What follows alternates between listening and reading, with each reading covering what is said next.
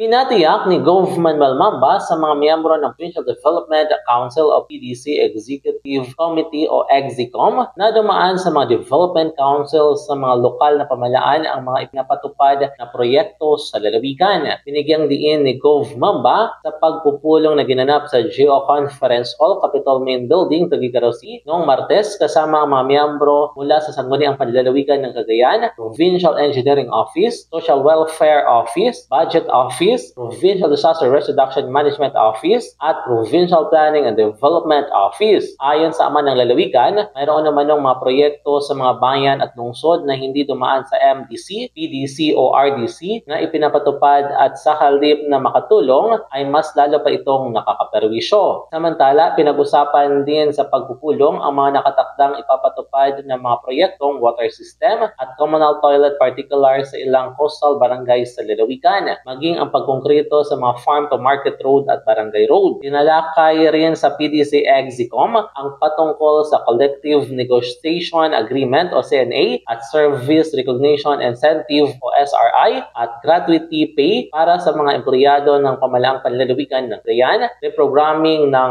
PDRMM Special Trust Fund para sa relief assistance na naapektuhan ng bagyo at programming ng unutilized Special Trust Fund sa ilalim ng Local Disaster Risk Reduction Management Fund.